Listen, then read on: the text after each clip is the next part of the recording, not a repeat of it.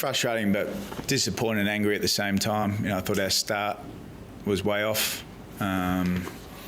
If you take the result away from it, you're looking to build unconditional behaviours and unconditional in the way that you play, and we're trying to build something. And when you start like that, it's probably the second time in the last 4 weeks where we're a fair way off from a role execution and an intensity of the game. That's incredibly frustrating and angry, because that was probably the part of the game that really cost us the game. There were some fundamentals. It was a scrappy game. We had opportunity, and we probably dominated the territory battle after that. But when you give a team a lead, that's what happens. Yeah, you suffer the consequences from an outcome perspective. So frustrated, angry, but reality that's not acceptable. Were you pretty strong in your messaging around that to the players after? Absolutely. We're in this to build something. And I've said to them, we're not wasting a game, a week, a training session to get better in what we want to build. And clearly when you watch the last 3 quarters, you can see something. But it's got to be unconditional in terms of how you start the game and how you execute your role to a high level all the time. And that's really been the story of a big part of our year, the inconsistency from quarter to quarter, week to week. And that's what we need to grow from and learn from. And that was the reality tonight. The first quarter and a half, we're down by 19, 20 points on a wet. Well, we're living a reality, aren't we? 7-17 in our past 24 games.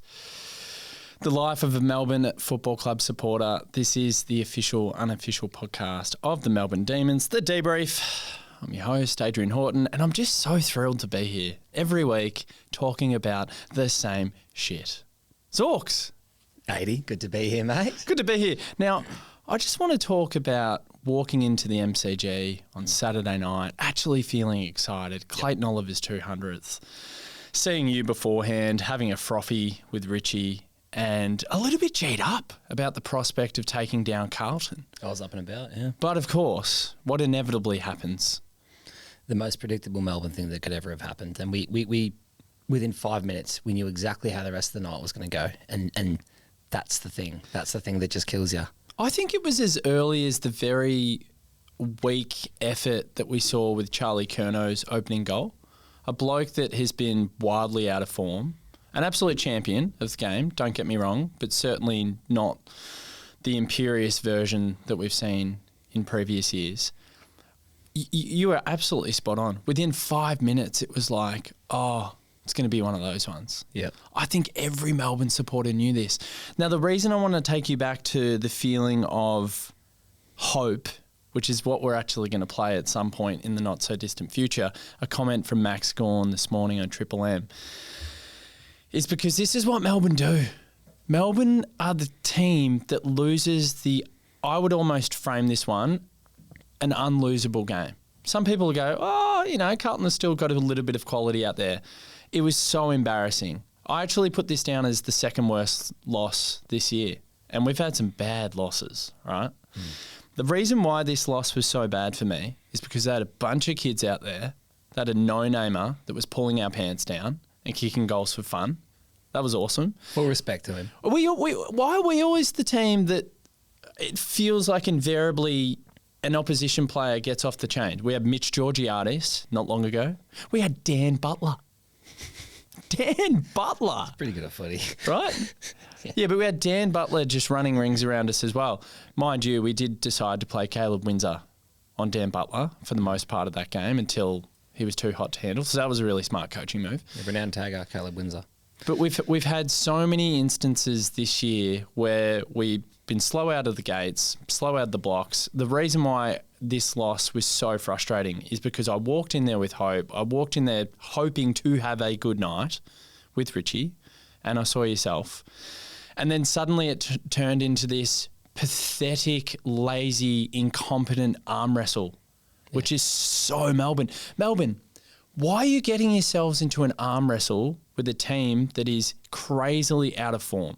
A team that are resting on their laurels, a team that the whole footy world and the media has been kicking down, right?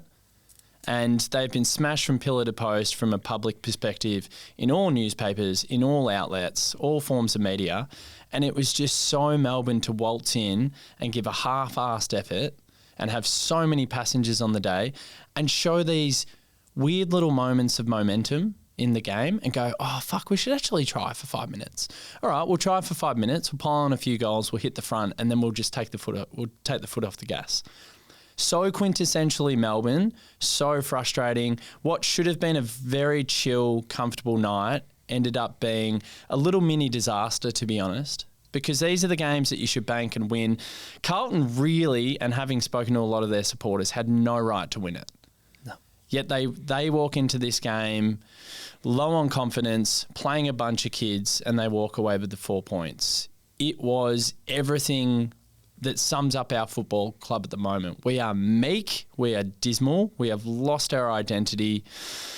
And it just comes back to the place that we were in after the 0-5. We've now had a run of losing 6 in our past 7. We're in absolute no man's land. And Goody, in his press conference, sounded like a man who simply can't rouse these troops anymore. And for me, that's writing on the wall. No, you're absolutely right. It's you kind of don't know how to approach it sometimes because, yeah, we were expecting like, geez, I ironed a shirt, put on a collared shirt for it, went to the G, ventured into the MCC as a guest, don't worry.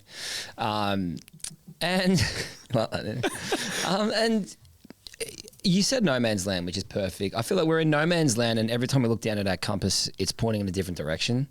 And if every time we look down and we're pointing in a different direction, you don't make any meaningful steps towards any direction. And that's essentially what we've been all year and last year. I feel like every time I go to the football, it's righto, diet starts Monday. Right, new game plan starts Monday. Oh, that didn't work for 2 weeks. We're going to go to a different direction. And if you can't commit to one thing, like we've got players from different generations, literally, you got players that have never known anything but success, some of them, like until the last few years, but relative success. You got players that knew the dark times. Sure. We've got a team that's built up of oil and water, and you've got territory battle players, and then you've got fast kind of angly players, which is the direction, change up your angles that we're going. But I think that our DNA as a club is there's not one strong through line of who we are. I don't know what we represent at the moment. I honestly mean that. And I've had a few friends that have sent in texts off the back of this performance. And a lot of people who probably don't understand where the Melbourne Football Club's at, supporters outside looking in, will go, oh, who fucking cares? It was a dead rubber on a Saturday night against Carlton. No, the reality is when Goodwin is talking about unconditional buy-in, and we had a good chat about Collingwood off air, and Collingwood having the 35 tackles inside 50 against Fremantle and being relentless. And we've seen it with Brisbane. They've ramped up their pressure in the last few weeks, and I think they're now starting to prime themselves for finals. We've seen that with Adelaide as well in recent times, where they're starting to ramp up their pressure, which is one of the number one key indicators. You do not have to be a footy expert to understand that that's a super important part of the game. And if you're really good at it and everyone buys into it, you feed off it. It's infectious. And the thing I said to you before, Zorks, we've had so many quarters recently where we have not been at the level in terms of our intensity. Yep. So I've had the St Kilda first quarter where St Kilda pile on 6 goals. It was a fucking disgrace. It was a shambles. We had the Port Adelaide second quarter where we just lose our way. That track kick that should have gone into the space for Melksham, turnover, goal, they go down a run. Same Momentum, thing. yeah. The Gold Coast first quarter. The Hawks fourth quarter. The Hawks fourth quarter. Need we say more? We've had so many examples. North Melbourne last quarter, party time. Yeah. The greatest quarter in that club's history in probably the last 6 years. Yeah. Do we keep going? Essendon last quarter. It's coaching, it's culture, it's self-esteem. If you don't know who you are, you can't be yourself every hour of the day. These guys don't know who they are as a footy club, okay? they don't know who they are as players. It's not their fault. Okay, they've had a new CEO every 3 years. The last few years, we've got presidents coming in and out. The only constant is a coach with a game plan that really doesn't stack up, and we've seen that in stuff like set amounts of attendances with players and all that kind of stuff. Same boys in there. For the last 8 years, Same boys. Yeah, for the last 8 years, we have lacked developing players. We've lacked development, and it's continuing to do that. We don't just impede their development. Yeah. We stifle their development. Look at Jimmy Jordan. Look at what he's doing at the Swans. They're having a very average year. They're doing okay, but he is kicking goal. Alex Neil Bullen, Oh my God. absolute favourite son. How good was he? He's fantastic. I was so up and about yesterday. I got a good friend, Nathan Koopman. Shout out Coops. He doesn't listen to DeeBrief. Big Adelaide fan, but he loves Nibbler. And when he got Nibbler from us, he was like, I was like, man, you got a real good one. Did he get a badge? No. Oh, no. Sort him. Yeah, I got to hit him up with the badge. Sorry. Sort him I'm badge. on one. But Dogger? that's Kicking the winner? yeah. Sorry, Nick. These players, and they develop into no particular direction. They just become heightened versions of what we drafted them as, for better or worse. Yeah. And you need a new voice, right? Hinkley's on his way out. He's been here for 10 years at Port Adelaide. Goodwin's been head 9. coach since 9. He was also that the year before. He was Yes. a very active assistant. He was taking the game plan in 2016. Yeah. Whenever. Well, that was the last year of 50, yeah, Ruse. sorry. And then he takes it on officially in 2017. He's been there with a lot of these players from day one, even beforehand. So there's no shame, mate. To forge a decade, get a flag, this, that, and the other. Two as a player. There's really no shame, but we need a new direction. Look at what happened to the Pies, and we use them as an example. Yeah. Sam Mitchell to the Hawks. Yeah. Yeah. Reinvigorated the club. Even Kingsley Kingsley. and what he's done at GWS. The thing that strikes me in Goody's press conference, and another quarter I want to reference before I go back to it. Melbourne's second quarter against Carlton on the weekend. 3 behinds. A goalless quarter. How many goalless quarters and how many periods of a game, like lengthy periods, we're talking about 20, 30-minute chunks of footy, where there is no buy-in, there is no intensity, there is complete and utter lack of effort, right? How many times does that have to happen? Now, Goody, for me, looked like a man that I've never seen more emotive. And what I mean by that is when he's clutching at straws going, it's unacceptable, we can't start like that, and clearly we've got to get better, and clearly we need to be unconditional, and we need to buy in, and we need to make sure that we're playing 4 quarters. For me, I am starting to feel like there is a lack of respect for potentially Simon from the players. And what I mean by that is I just think that if you're going through the motions for 20, 30 minutes, and that can be the difference in the game, and it probably was on the weekend, to be honest, then I think that says everything, right? And we're going to play a clip from Max Gawn soon, who, again, alarmingly sums up why I think some of the players are now starting to check out with the messaging. You could look at it a couple of ways. You could say, shit, I actually feel sorry for Simon. Because Simon's angry for the first time. We've seen him get really emotive in the press conference, right? So Simon's going, I'm telling them what to do. I'm putting the message out there, and they're not picking up what I'm putting down, right? So he's trying his best to get a response. He is trying his best to get them to be in the game mentally, but the players aren't executing and following through. So you got to look at it and go, oh, you know what? I feel sorry for Simon. On the other hand, it's exactly what you're saying, Zorks. It's 9 years. It's the same messaging. It's not resonating anymore. And as a result, what you get is you get these half-baked efforts throughout a game, within a game, and we've seen it again on the weekend. What should have been a really comfortable, chill night ended up being a night where I think I realised that Melbourne actually don't know what they're building. So we're building something. We're building something. We're building something special. We're not building something special. No, it's a metro tunnel.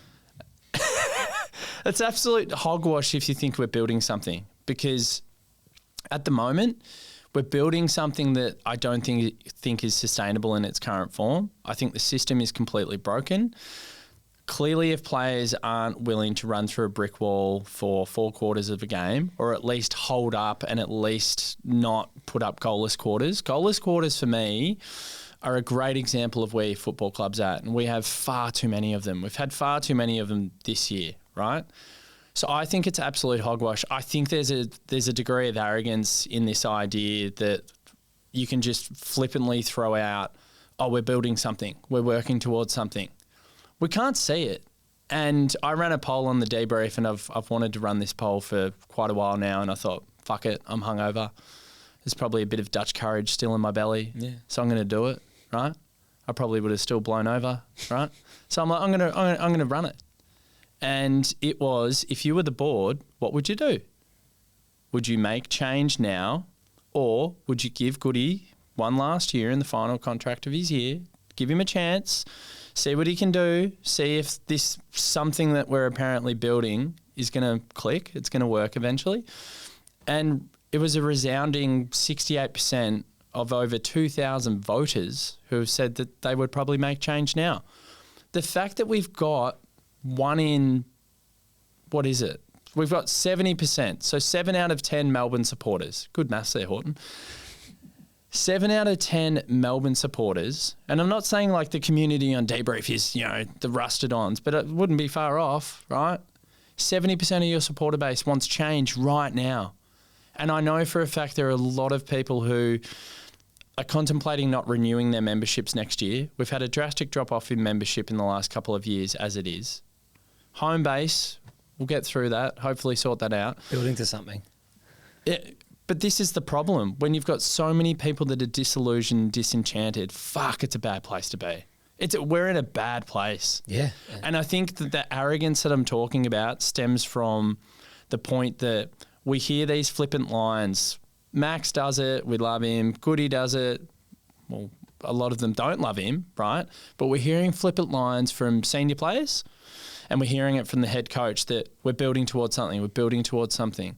I think it's completely arrogant. I think it's a slap in the face for the supporters right now, because we're really, I don't even know if I'm upset. I'm just like, how can the status quo continue? And the one thing I'll say, just the exclamation mark on this point, the money side of things, Melbourne can't afford to pay him out. That's bullshit. Absolute bullshit. If we want to make change, you pay whatever you need to pay. We're not in North Melbourne. We're not selling home games to WA. We sold the Bentley Club for a lot of money. We've got cash reserves, right? Our club is actually stable, and it's been stable for a while, ever since PJ came in and fixed it up, and now we've broken it again. But we've got cash. Yes. So if we need to make that change, it's an absolute fallacy for me that, we can't really afford to do it right now. We can afford to do it right now. If you really want to do it and you really want to make change, the money is irrelevant to me. The contract is irrelevant. So that doesn't wash with me whatsoever, all right? So I'll consistently say it, and I said it on X yesterday. Simon Goodwin deserves his flowers. He won us a premiership. He will forever be respected as a legend of our club. He broke a 57-year drought. But for anyone to sit there and think that we're going to get a different outcome next year, if he is at the helm and let's say he gets the first half of the year to prove himself, in my opinion, you got rocks for brains. That is the definition of insanity, because we see no positional changes. We see no freshen up. They promised us after the bye that we're going to see a lot of different things. What have we seen? They're playing Jeffo and Roo. Great. Yeah.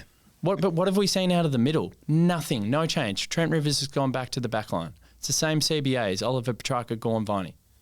We've seen really nothing. We're hardly promoting players from Casey and giving them a chance.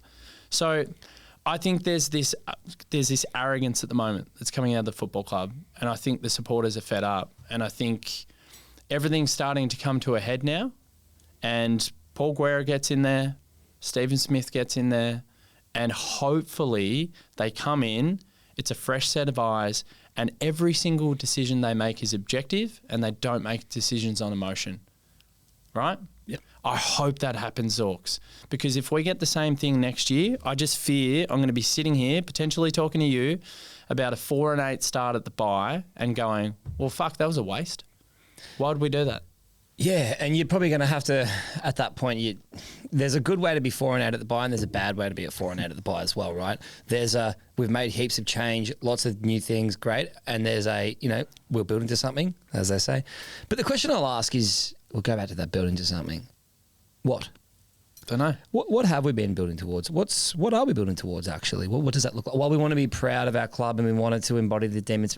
Enough with the platitudes. What are we building? Give me the schematics. What are you looking to achieve? Change is hard when you want to change, let alone when you don't want to. And if you've been successful doing something, it's very hard to come off that. And that is evident in playing an injured Jake Lever off half back when we've got 8 tall backs in the VFL that are fantastic. Housy's been killing it. Yeah. Doesn't get a look in. So you go, okay, well, we're building to something we don't really quite know what. Let's get a new board in, right? We're getting a new CEO. Well, we've had a few of them, but it's a little bit of, you need to commit to the change. If you're going to go, don't just go to the board. We need a new coach. We need a new coaching staff. Because you're rearranging the deck chairs on the Titanic at a certain point. Yeah. If you go, but look, the person that's, they're going to get us this home, this, that. At the end of the day, we're still playing at Casey. Why, as the Melbourne Footy Club, not gone? Because the AFL, and we're sitting there that just tells me every bit of competence. You invent the game of football and then you rob yourself out of your own house. Insane. All right, they will do studies on this football club for a very long time. I'm just a bit. We're just checked out. We're all checked out. The players are checking out. It feels like the coach is checking out. That press conference was jarring, and we should probably get to Max Gawn. But we're just going through it at the moment. It is just a roller coaster of emotions. Yeah. And for others, it is just a numbness. I know a lot of Melbourne supporters, a lot of mates at the moment, who are like, I can't attend another game at the moment. I can't buy back into this football club until change happens. And it's a considerable amount of people that are feeling that way. And I spoke about this a few weeks, just the fact that we've got ourselves back into this position. We spoke about it with Ryan when you were sitting on the couch on that Thursday night. How have we gotten ourselves here?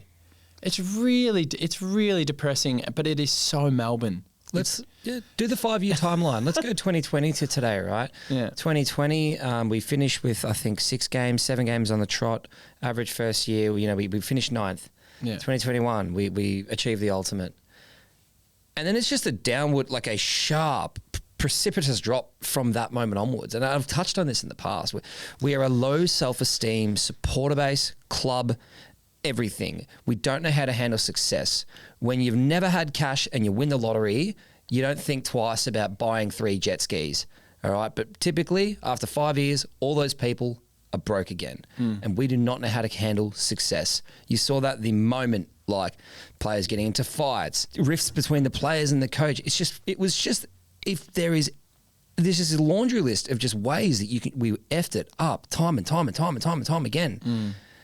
It's like, this is the CEO thing. I could take over Google tomorrow. It'll run fine for 6 months, but eventually my decisions are going to start being implemented. And 2 years later, the failures are going to start coming out.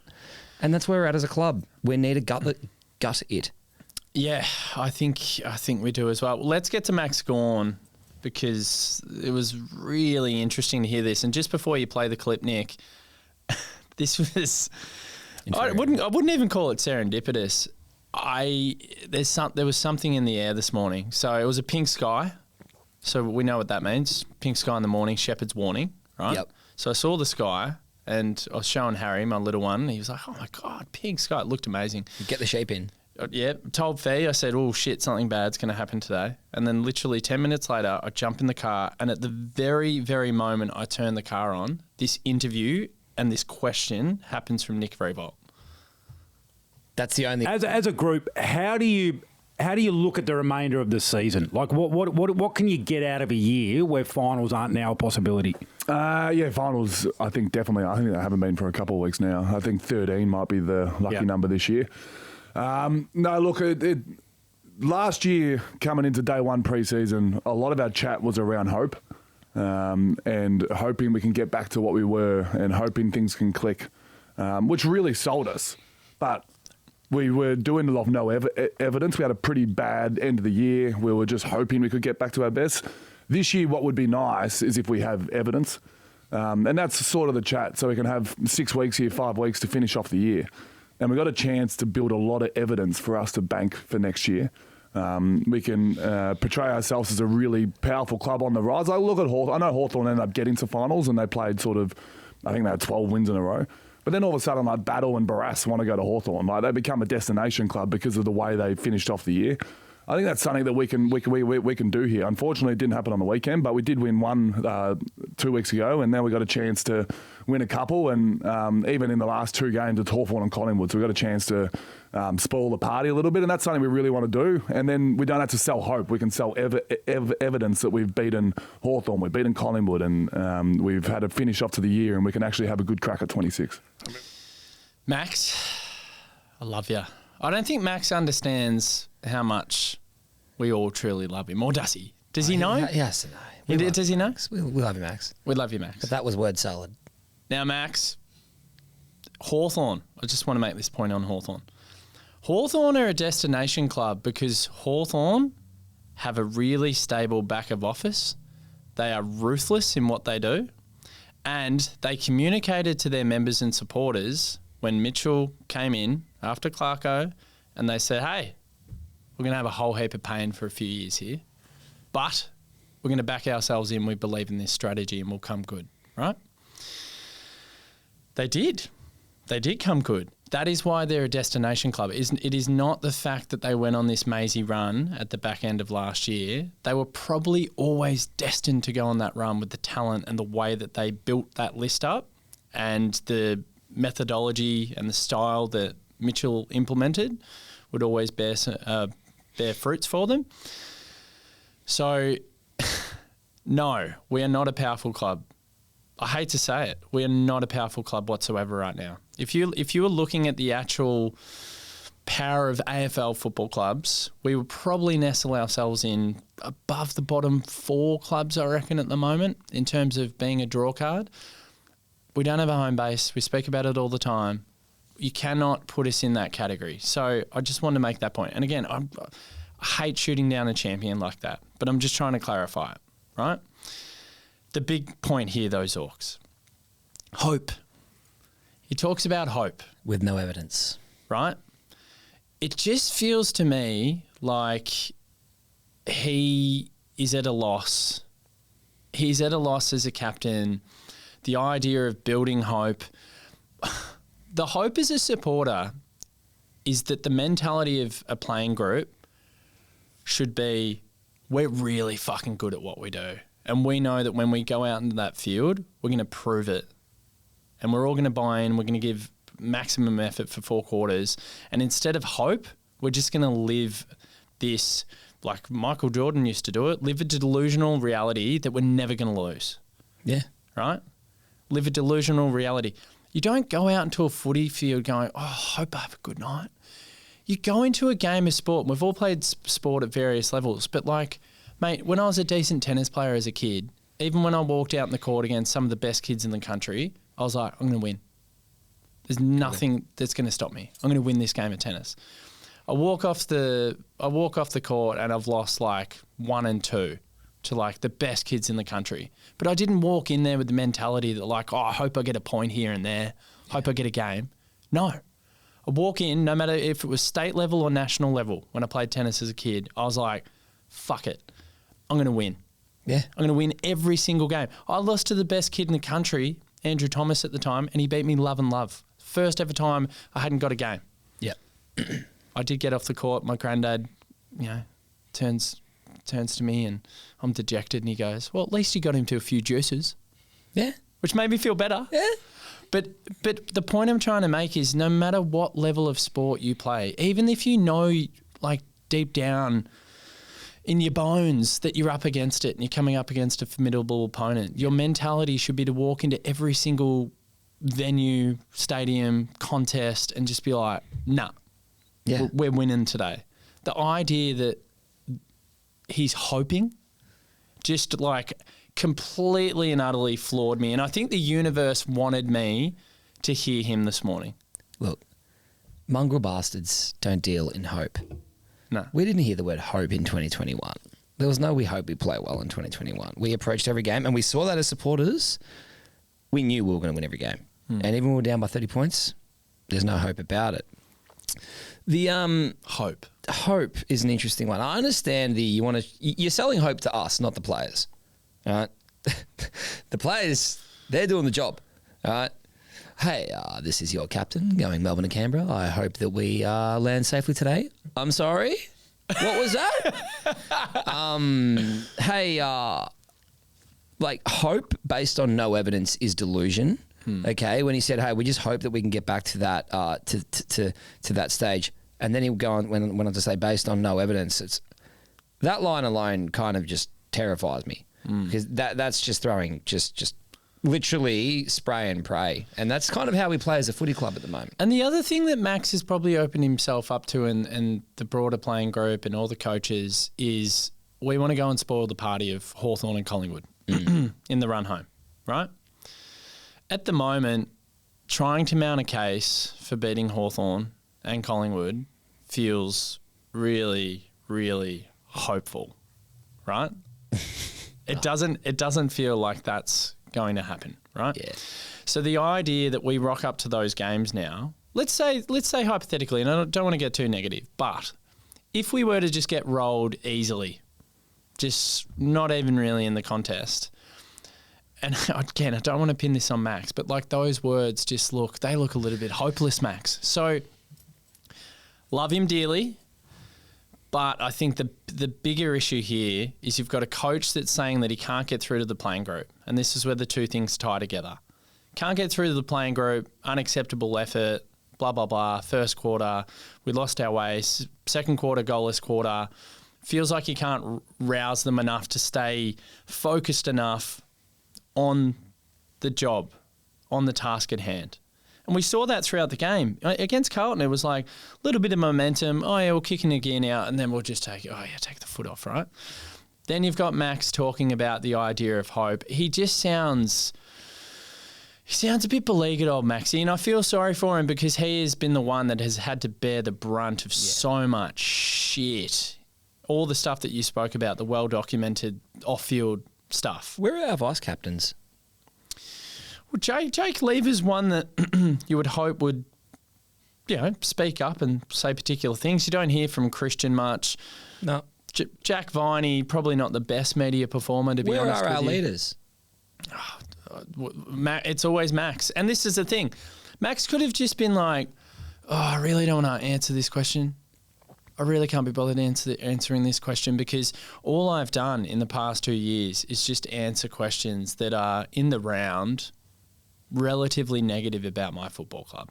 And they're never to do with him directly, as in you've done, like he's just been a professional the whole time. But yeah, like we're building to something. We hope we can play well. Are we building to hope we play well? Is that what that is? What are we building towards? Luck. All right, we're going to put those little green shamrocks in our jerseys at every game next year, and we're building towards just praying it goes well. So I think that's where the conversation ends on that point. We probably have to speak about some of the individual performances. We always tend to get glass half full. And we'll get glass half full because it's very easy to do that when you're speaking about individuals. So we turn our attention to that. I think everyone knows where we're at as a football club, but my God, Goody's presser, Max this morning, it just summed it all up for me about exactly where I think our football club stands. And I'll say it again, Paul Guerra, Stephen Smith, please come in, assess the football club with a objective lens. No sentiment, no playing favourites, this bloke's job's protected. Absolutely not. Look at every single facet of the football club and analyse it in great detail and make some really strong decisions. So the game, Cozzy Pickett. Fantastic footy player. Really appreciate him. Why did he sign on? But can I just say, he signed on, and that has just taken such a pressure off him. He's just... Love him. I don't think he's had a bad game since he's... Has he had a bad game since he signed? He's had some quietish games, but he's had some mega games. Averaging like 23 and 2. Yeah. That's when was the last time he had to play like that? Just even an absolute freak of nature. So the goals from the pockets. Yeah. A thing of beauty. And even when he was in the middle, setting up goals. So he was directly involved in 7 of our 10 goals on the weekend. He kicked 5, he had 2 goal assists. He's a hell of a player. He's kicked 35 goals for the season. So he's on track to get his first All-Australian jacket. I reckon with 5 games left, he probably gets 45 goals minimum. He could get to 50. He can explode with an 8-goal game, can't he? He's going to kick 50 and he's playing predominantly as a mid that then floats forward. In a team that just hopes they play well. Like, it's really good. Like, you know what? Do you think he hopes he plays well? Absolutely not. He knows he's going to go out there and absolutely dance his opponent in circles, do the twist with them. Agree. Oh, God, I love to watch him. Like, he really was, he saved our ass. He really, like, we could have been thoroughly embarrassed on multiple levels, and we were, but... We still were because we lost the game to a team, half a bunch of kids. Wearing orange and blue. Oh, I hate that. Yeah. But, I mean, it was the Cozzy show. It was phenomenal. It was weird that Petrarca last year kicked 5 and we lost by a point. Cozzy kicks 5 this weekend against Carlton. We lose by less than 10 points. Cozzy is something else.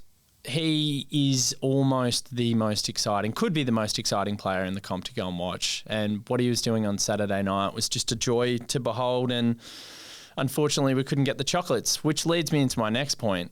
We couldn't get the chockies for Clayton, right? Yeah, disappointing. So super disappointing. 200th game. There was a nice build-up about it. I feel like he's started to turn a corner.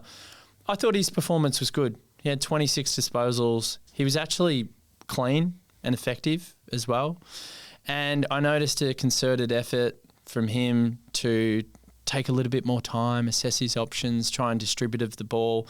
None of that hack kicking or that hospital handballing that we've seen, which can be a bad habit of his. I feel like that's potentially starting to come back out of his game, which is awesome. So what'll get lost in the wash-up of this game, because we lost a game we never should have lost, but we're Melbourne, is that Clayton actually looked like he took a little step forward, but we fucking lost in his milestone game.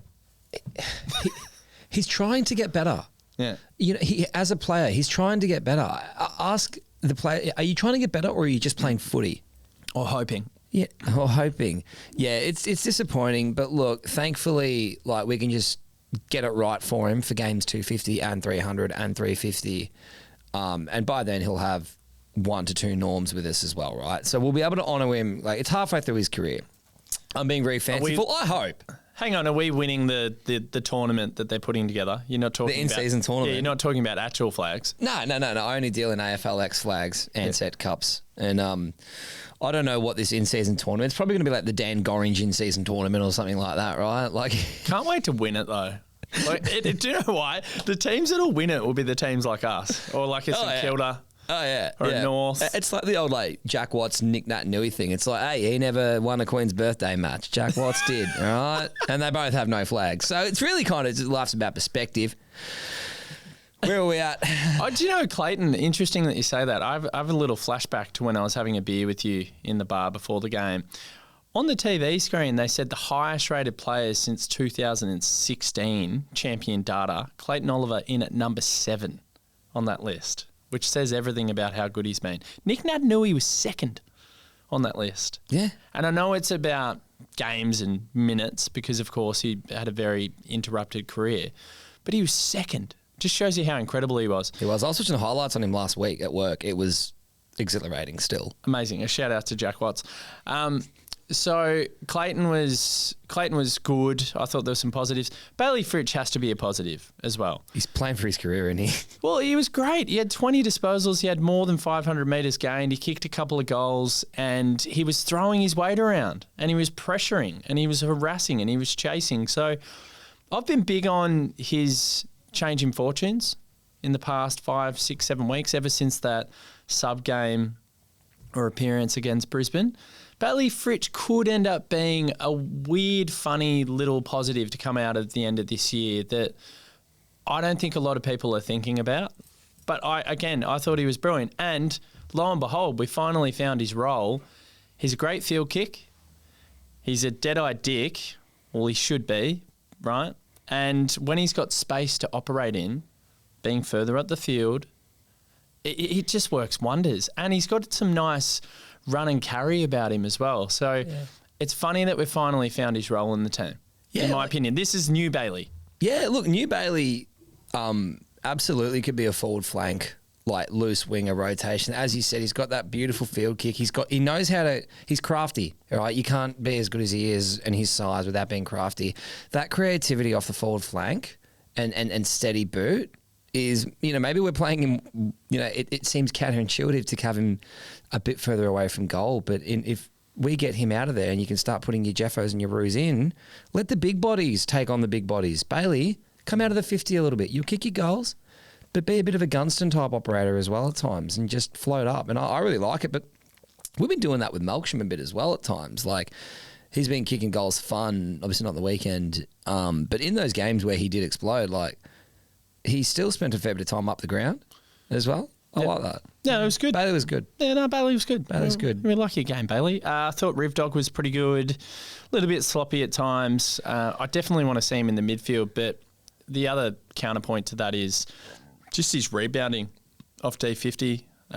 He gives us so much drive, so much purpose. He was good. Bowie was okay. I mean, we're clutching at straws looking at some of the other players because ultimately for me, the skill execution on the weekend, the lack of pressure, the lack of hunt was obvious across the board. And then you probably just, we can't get too positive because it was a pretty pitiful performance, but you do wonder about the likes of Carlton Tholstrop, who came off, subbed again. Another disappointing performance where he just doesn't look like he can find the ball, number one. He's a bit of a deer in the headlights for me at the moment. He needs to be coached. I don't think know he's being coached. I don't know what's going on because we got a pick 13 from a draft a couple of years ago, and I think it's way too soon for people to pass judgment on whether he's actually going to make it. Yeah, in he's a kid. inverted commas or not. He's a kid. And whether we continue to play him, I'm not so sure. But again, it was just a little bit of a worrying sign for me that he gets the sub vest, he doesn't really have an impact, and he hasn't really been at it since he's come into the team because clearly they've gone, here's a block of games, mate. Go for it. Take your chance. He hasn't taken his chance. Yeah, he really hasn't. And it's not like he's laying 20 tackles a game either. He's, I love him. Oh, I really want to do well. Like, I can see him being really successful. He's a big body. But are you quicker than anyone? You're tough, but do you make your tackles stick? Are you a bit fumbly, a little bit kind of deer in the headlights-y, red mist? Are you being coached? It's all well and good to bring in a raw talent. It's another thing to, like, you need to mould that brick of clay. And who have we developed? Like someone like a Jordan Dawson, right? I'll just go to him. Go. Absolutely a gun. But he's not a gun. He's the kind of guy that he had to want it and be coached earlier on in his career, and he's turned into an absolute weapon. Coaching really, really fucking matters in this sport. And these are young men. These are 19-year-old, 20-year-old men. And being an ex-20-year-old boy, right? Confidence and having someone... You're talking about yourself there? Yeah. No, not a good footy player. I'm saying, no, I'm speaking like... Being an ex-20-year-old boy. Being an ex-child. No, what I'm saying is, like, you need to have someone that believes in you, a kingmaker, someone that can say... Someone like, this is why it works so well at Collingwood. Fly would find a way for Carlton to go, mate, you're the best at doing this, do that, and you'll be the best in it. And he would, like, become one of those 11 disposal players that has such high impact. Yeah. I think that's, I don't want to give up on a player before we've really upturned every rock on that development beach in coaching. and we've seen not much evidence of our staff truly transforming players. Stephen May, his hit. Yep. It was reckless. It's par for the course to Stephen May. He is going on a 3 to 4 week holiday. What more do you want to say? It's slightly unfortunate that he makes a play at the ball. Yeah. The ball bounces up to the favour of Francis Evans, right? Yep. The trajectory of the ball, it's more in favour of him getting there. The other thing is Maisie's lost a lot of pace in the last couple of years. So regardless of the fact that he's going for the pill and he's trying to get the ball, right? And even if it's accidental, we know he's going to be rubbed out for 3 or 4 weeks. Yep. That's the reality, right? So it's a tough one to take because you look at it and you go, well, come on, that's play on a few years ago. Well, we know it's not play on now. So is it unfortunate? Is it unlucky? I think so, but ultimately you have to pay the price. Oh, it's you can't argue about it. And look, we've got our own as a supporter base. We've got our own head injury arguments with other teams and whatnot. We do. So what we're going to do, Nick, so what we're going to, you got to take the rough with the smooth with that, right? It's part of footy. What I'll say about that, it sucks. It is what it is. Look, Maisie's been playing really good footy, great marks, down back. But unfortunately, every time he grabs a ball, we all know what's going to happen next. So I don't think it's so bad for player development and game plan switch up. Okay, if the game plan is a tree, the fullback is the root, is the base of the tree. So we probably let's have a bit of fun with it, right? Don't let a loss beat you twice. He's not playing. All right, how do we reset from fullback with a new game plan with a new player? Maybe not a left footer, maybe a right footer. Let's change it. Maybe two people share the load. Petty will just come back in. I'm going to vomit. I like him too. I don't know. But Petty for me is the natural replacement for Stephen anyway. He's a natural back. And Stephen May actually got concussion from Tom DeConning's knee as well. Oh. So I think Maisie would have missed a couple of weeks anyway. Tough week. Regardless, I think it's Petty comes back in. We need to start planning for the future. Petty, Turner. Yep. Housey probably needs another go. He's been playing really well for Casey as well. We need to start looking at the future. Like Jake Lever, he's been put on ice, which I think is the right decision. Correct.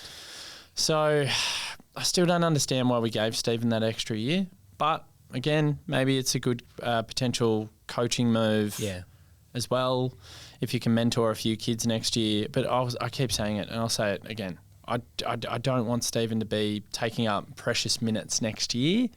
I would rather he play maybe if he plays half of the year, right? But if he's playing every single game, that's a major problem for me. If we actually want to develop and we want to grow and we want to foster something, whatever we're building towards something, right? Hope. So, yeah, Stephen's on the way out as it is. Yep. And then probably the last point to make before we wrap up is Rue and Jeffo, because everyone's speaking about them at the moment. I felt really sorry for Jeffo. He dropped support and he's copping a bit of shit from people and copying shit from the supporters online. I don't think that's fair. The kid, he cracks in, he has a go. He doesn't have the physicality yet, but he needs to learn how to position his body better. Yeah. So we've seen it with the likes of a Jack Gunston, who he's not a big boy. He's not a big build. He's a slim fella. But it's the way that he positions his body, and I think he could really take a leaf out of his book. Now, if he gets himself into a grappling match when there's a high up and under, nah, mate, because you're not going to win those one-on-one battles. He needs to think about separation, because I was watching him like a hawk at times on the weekend, really interested in leading patterns. Leading patterns are pretty good when he comes up at the ball carrier and he gets a dart going inside 50, then invariably misses him, right? But I think leading patterns are actually okay. I think it's just that part of his game where he gets into a wrestling match is not going to do him any favours. So he kicks a goal and you're thinking in the fourth quarter, oh, this is great. He gets his moment. Maybe we come over the top and we have a victory here. And it doesn't happen in the end, but I just keep persisting. I know there's a lot of people going like, nah, he's never going to make it. God, he got drafted at breakfast. Can we just get off his case for a second? What we need to do in the off-season is send him and Rue. You guys are now roommates. Jeffo, eat what Rue eats, all right? Every day you guys go back and forth against each... you guys have to be roommates. You're going to be roommates in the forward 50 for the next 10 years, ideally. Let's just pretend. If they click. Yeah, if they click, you guys are roommates now. Jeffo, I really... To your point, and I'm going to get slandered on this for this comparison, but just stay with me for a second. I'm not saying he's going to be this player, right? Because they're completely different bots. Oh, you're really setting it up. Here we go. In Jacko's first year, in Luke Jackson's first year, he got his hands to so many contests. Yes. He got to the ball. He got to the right areas time and time again. And he couldn't quite. Dropped a lot. But Jesse Hogan used to do the same as a pup as well. And I'm looking at Jeffo going, you're just always there. And you can't, you can't train that.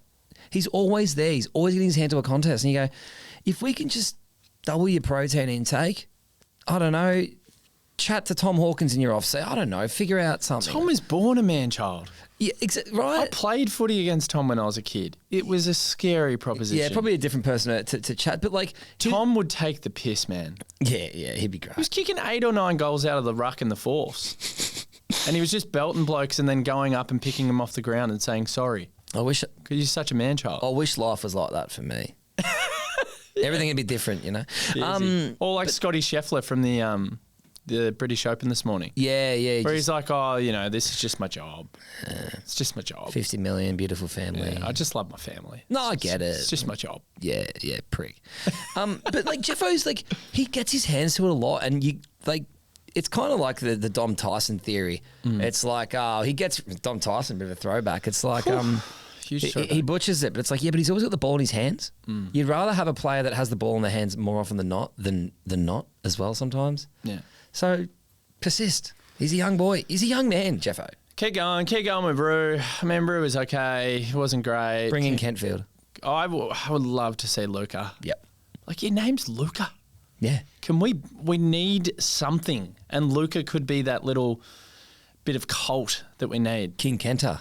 Yeah, because obviously Colt isn't doing the business, so bring in Luca to become our next cult figure. And shout out head slapper AJ kicking 5 in the VFL on the weekend. Yeah, so there were some good performances down at Casey. We'll get on the Casey report tonight with myself and Cam Burt. Shout out Cam. I've been listening to that. I quite enjoy it. It's good. Yeah, Cam's fantastic. Very dry sense of humour, which I enjoy. Yeah. But yeah, I mean that's me wrapped. Like, everyone knows where my head's at. I'm disillusioned. I'm disenchanted. I'm a part of that 68% of people that committed to that poll yesterday that I put out about whether we need change now, whether we persist with Goodwin leading into next year. I did too. Yeah, you voted.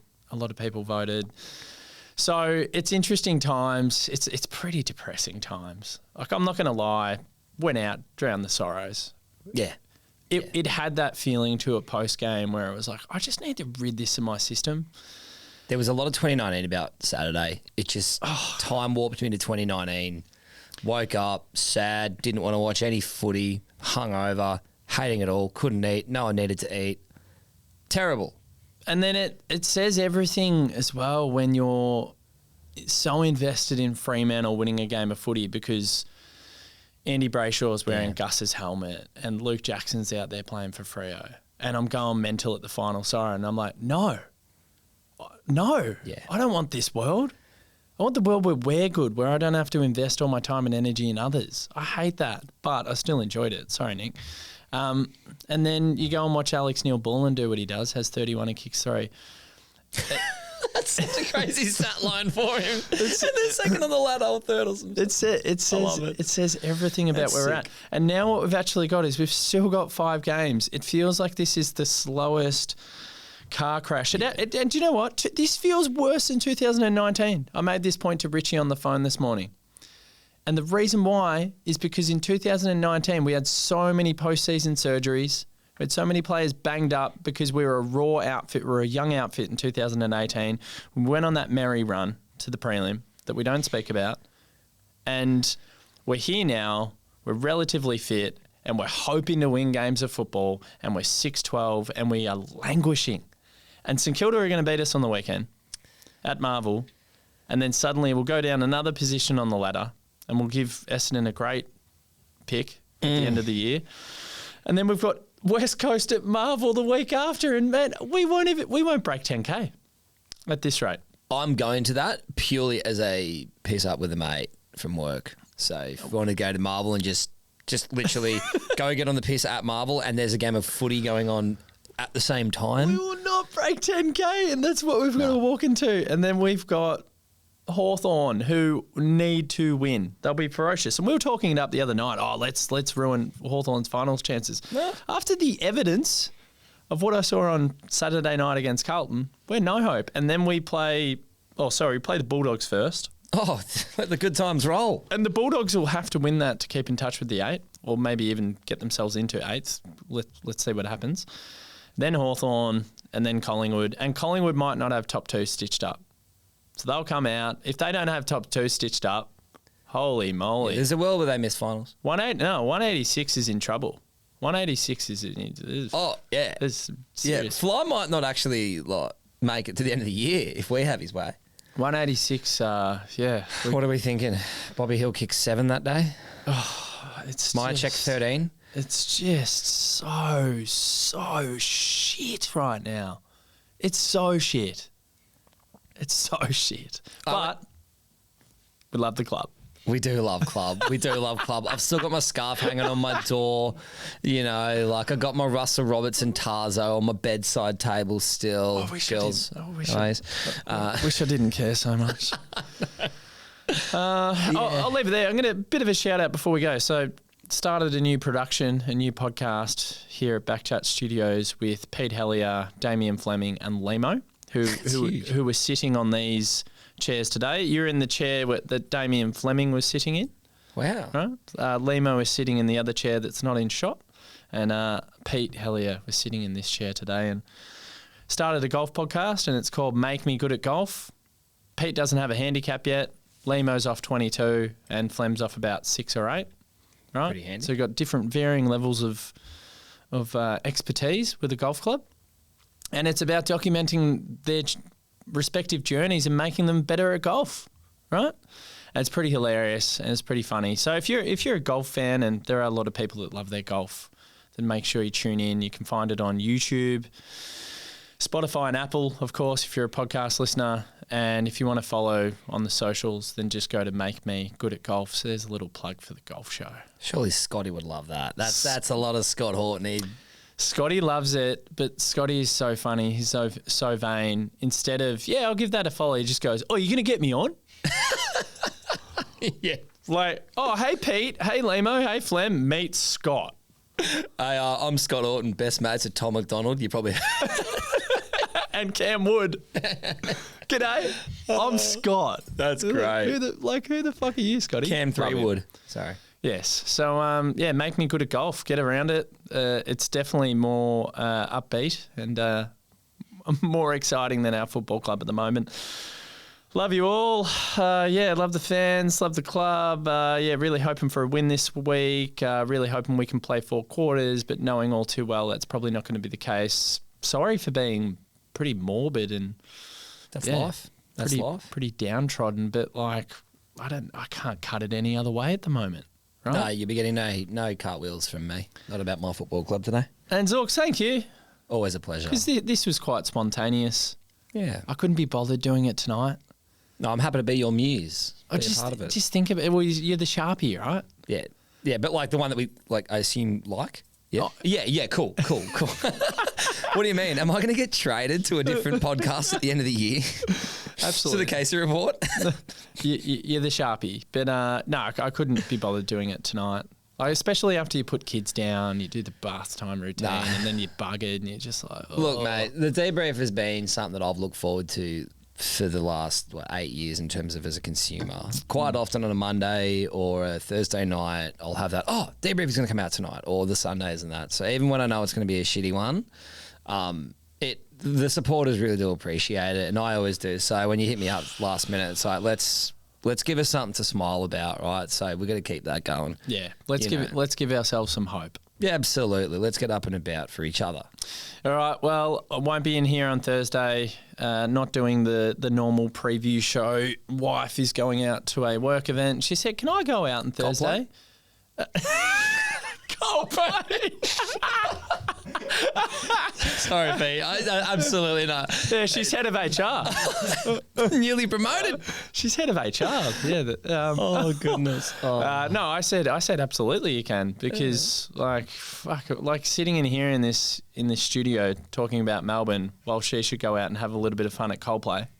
Yeah. I just thought absolutely go for it. So I'm going to do a preview show with Jake Batone from Saints TV. So that'll be the preview. That's what you'll get this week. You're probably sick and tired of us all whining and whinging about the same thing every week anyway, and that's what Thursday would have been. So instead, you'll get the opposition lens and what St Kilda fans are going through, which is actually pretty similar to us. We'll leave it on that. Beauty. Go club. Can't days. Go club.